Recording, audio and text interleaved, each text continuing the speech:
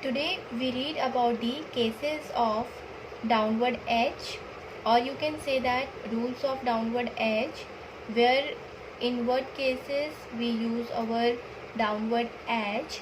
As we know all as we all know that there are two forms of edge, one is downward and another one is upward. So for both the cases, for both the forms of edge, we use the different rules. सो दोनों forms को use करने के लिए कुछ हमारे rules हैं, कुछ conditions हैं, उसके अकॉर्डिंग ही हम हमारी फॉर्म्स को यूज़ करेंगे. So what are they, let's see in today class. आज की क्लास में हम डाउनवर्ड एज पढ़ेंगे. We use downward H in the following cases. कुछ केसेस हैं जहाँ पे हम डाउनवर्ड एज को यूज़ करते हैं. First is when it is standing alone. जब हमारा एज अकेले आए तो हम डाउनवर्ड एज को यूज़ करते हैं. वहाँ पे हम डाउनवर्ड एज को प्लेस करेंगे जब भी हमारा जो एज है वो अकेला आए. ठीक है. So let's see the example. First example is high. High है, एच इज स्टैंडिंग अलोन, अकेला आ रहा है. Next is it our diphthong sound. High I का साउंड है, दिप्थोंग है हमारा. सो हमारा जो आई का जो हमारा दिप्थोंग है वो फर्स्ट प्लेस का है. सो हम हमारा एच हम अबव द लाइन बनाएंगे. सो ये हो गया हमारा. I make it again.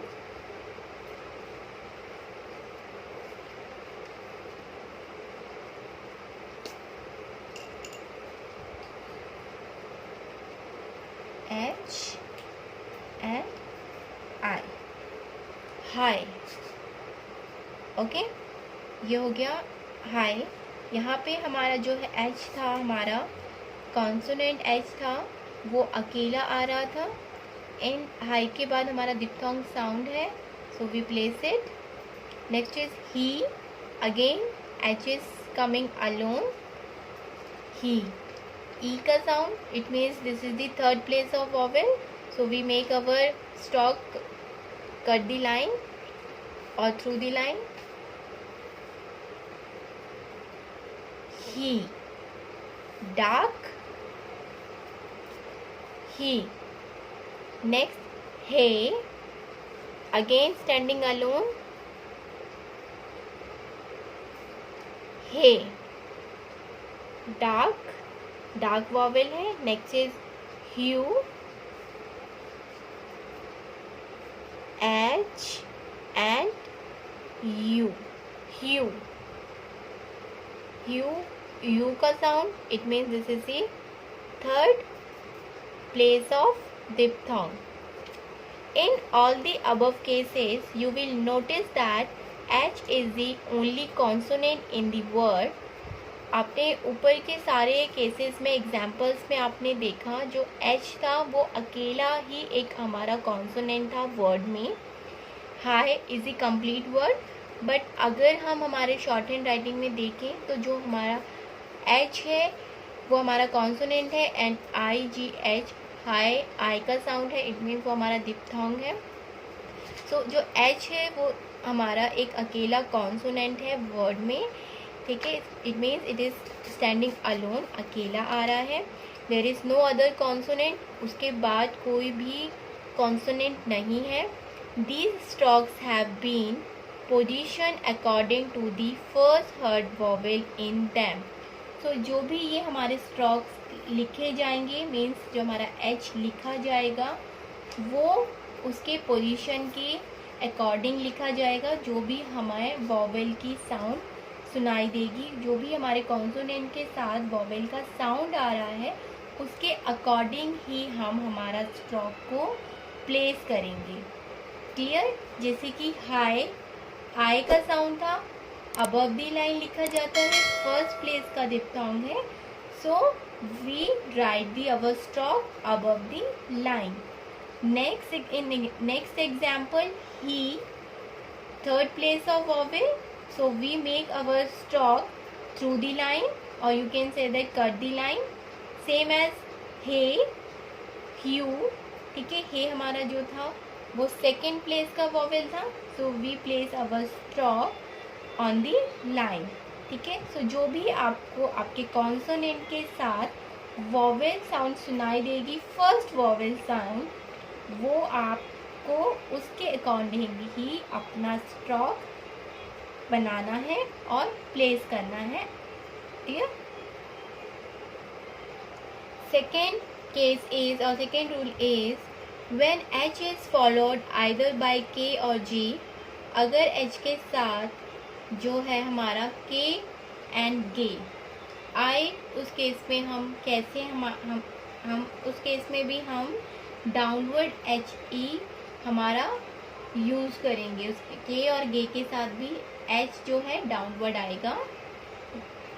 Downward H is used whenever it is immediately followed either by K and G. Downward H हर वहाँ पर यूज़ किया जाएगा जहाँ पर जो है हमारा K and G एकदम immediately आ रहा हो H के बाद. ठीक है, डाउनवर्ड H के बाद हमारा immediately अगर K and G आ रहा है, उस केस में भी हम जो है H को डाउनवर्ड H यूज़ करेंगे. ठीक है, अगर H के बाद जो है हमारा K and G है, so we use the our downward H. So let's see the example. First example is hug. हमारा G आ रहा है, G आ रहा है हमारा. ठीक है, so in that case we make the our downward H and hug a second place of vowel है हमारा. ये हो गया हमारा H एंड G, हग. ठीक है, ये हो गया H and G, hug. Okay, hug. Next is hike. I diphthong, H and K, hike. Okay, next is hook. H and K, hook. Okay, next hake. So H and K, hake. Second place, ये हो गया हमारा second place, first, third and second.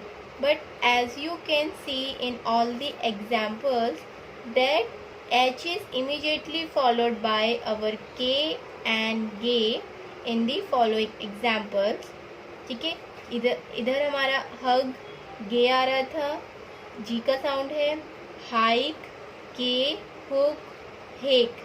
ठीक है, K and हमारा G आ रहा है, इसलिए हमने इस केस में हमारा डाउनवर्ड H को यूज़ किया है.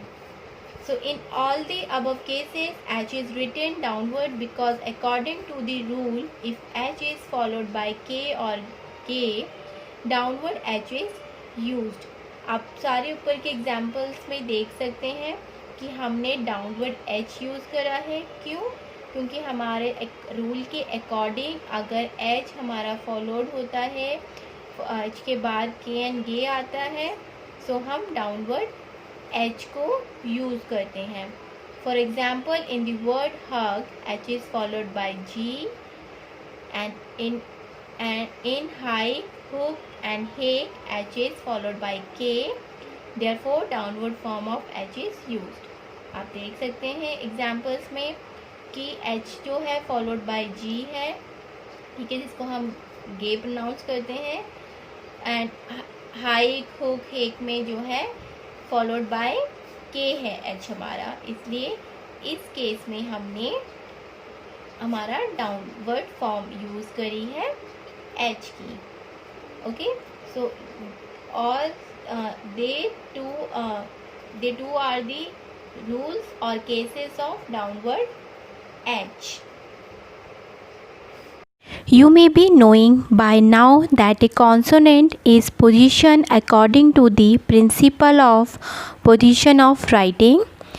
आप इस चीज़ से अब अच्छे से फैमिलियर हैं और आप ये जानते हैं कि जो कॉन्सोनेंट है हमारे, उनकी जो पोजीशन है वो किसके अकॉर्डिंग लिखी जाती है? पोजीशन ऑफ राइटिंग की।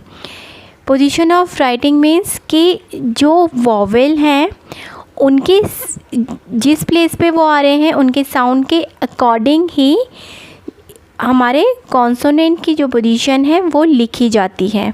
जिसको हम principle of position of writing कहते हैं। 2 factors determine the position of A consonant. 2 factors हैं जो ये दिखाते हैं, जो ये दर्शाते हैं या दिखाते हैं, डिटरमाइन करते हैं पोजीशन हमारे कॉन्सोनेंट्स की। जो फर्स्ट हमारा पॉइंट है वो है the first heard vowel. First heard vowels means कि जो हमें पहले किस पे ध्यान देना है? जो हमें पहले वॉवेल का जो हमें साउंड सुनाई आ रहा है, ठीक है। फर्स्ट हर्ड वॉवेल, जो पहला वॉवेल का साउंड हमें सुनाई आएगा उसके अकॉर्डिंग ही हम डिसाइड करेंगे हमारा कॉन्सोनेंट की पोजीशन, ठीक है। अगर फर्स्ट प्लेस का हमें साउंड, अगर हमें फर्स्ट प्लेस के वॉवेल का साउंड सुनाई आ रहा है तो हम फर्स्ट प्लेस पे हमारे कॉन्सोनेंट को लिखेंगे, मीन्स अबव द लाइन।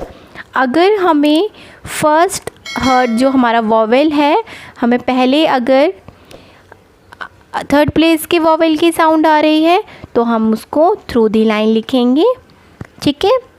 हमारा जो फर्स्ट डिटर्मिनेशन है पोजीशन ऑफ कॉन्सोनेंट का, that is the first heard vowel. Second is the first upstroke and downstroke. First तो हमारा था फर्स्ट हर्ड वॉवेल। सेकेंड जो हम देखेंगे कि हमारा जो कॉन्सोनेंट है वो अपस्ट्रोक है या फिर डाउनस्ट्रोक है।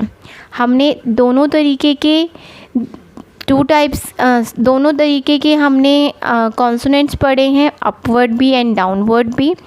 जब भी हमारा कोई भी हमें साउंड सुनाई देगा वॉवेल का, या हमारे जैसे पी है वो डाउनवर्ड लिखा जाता है, क्लियर। एल है, एल अपवर्ड लिखा जाता है। कॉन्सोनेंट भी हमारे स्ट्रोक्स भी हमें देखने हैं कि कौन से स्ट्रोक्स आ रहा है, ठीक है। उसकी वो भी ये भी हमारा डिसाइड करेगा पोजीशन हमारे कॉन्सोनेंट का, ठीक है। एक तो vowel sound, second is downward and upstrokes, ठीक है। कौन सा हमारे स्ट्रोक्स हैं, या तो डाउनवर्ड होंगे या फिर अपवर्ड होंगे। The rule can therefore be described as, rule को कैसे इन्होंने डिस्क्राइब किया है? In the case of first place vowel, the first upstroke on downstroke will be written above the line and the rest of the consonant will follow. कैसे इन्होंने इसको describe किया है? इन केस कि अगर फर्स्ट प्लेस वॉवेल, ठीक है, and the first upstroke and downstroke will be remain above the line. अगर हमारा फर्स्ट प्लेस का वॉवेल और फर्स्ट जो हमारा अपस्ट्रोक है या फिर वो डाउनस्ट्रोक है, अगर वो ऊपर अबव द लाइन ही लिखा जा रहा है, देन जो हमारे बाकी के कॉन्सोनेंट होंगे वो उसके अकॉर्डिंग ही लिखे जाएंगे, ठीक है। उनकी जो पोजीशन डिसाइड होगी वो हमारे फर्स्ट जो बिगनिंग में हमारा कॉन्सोनेंट आ रहा है वॉवेल के साथ, उसके अकॉर्डिंग ही डिसाइड होगा। तो वो सो ऑन वैसे ही लिखे जाएंगे, ओके। ये क्या है हमारा कि पहले तो हम देखेंगे कि कौन सा वॉवेल का साउंड आ रहा है, देन हमारा कौन सा स्ट्रोक है, या तो अप स्ट्रोक है या डाउन स्ट्रोक है, एंड उसके आगे आने वाले में अगर फर्स्ट प्लेस का वॉवेल है तो बाकी जो भी रिमेनिंग हमारे आउटलाइंस आती जाएंगी वो हमारी अबव दी लाइन ही लिखी जाएगी। अगर उस केस में हमारा कोई डाउन स्ट्रोक आ रहा है देन हम उसको डाउन लेके आएंगे and then so on. This rule similarly applies for the position writing of second place and third place vowel.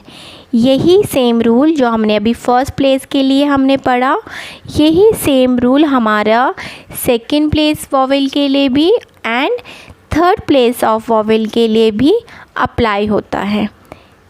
ठीक है, उनकी पोजीशन ऑफ राइटिंग भी सेम ही इसी अकॉर्डिंग ही लिखी जाएगी। अगर हमारा सेकेंड प्लेस का वॉवेल है और वो हमारा ऑन द लाइन लिखा जाता है सेकेंड प्लेस, देन उसके बाद जो भी हमारे स्ट्रोक्स आएंगे वो हमारे फर्स्ट स्ट्रोक के अकॉर्डिंग ही लिखे जाएंगे एंड सेम ये फॉलो होगा हमारे थर्ड प्लेस ऑफ वॉवेल के लिए भी। ओके, सो ये है हमारा पोजीशन ऑफ राइटिंग का लिटिल पोर्शन। ठीक है, जिसमें हमने पोजीशन ऑफ राइटिंग को पढ़ा। ठीक है, उसको हमने समझा कि कैसे हमारी जो स्ट्रोक्स की हमारे कॉन्सोनेंट की कैसे पोजीशन डिसाइड करते हैं। ठीक है, एक तो वॉवेल के थ्रू एंड देन वो हमारा या तो अप स्ट्रोक हो है या फिर हमारा डाउन स्ट्रोक है उसके अकॉर्डिंग भी।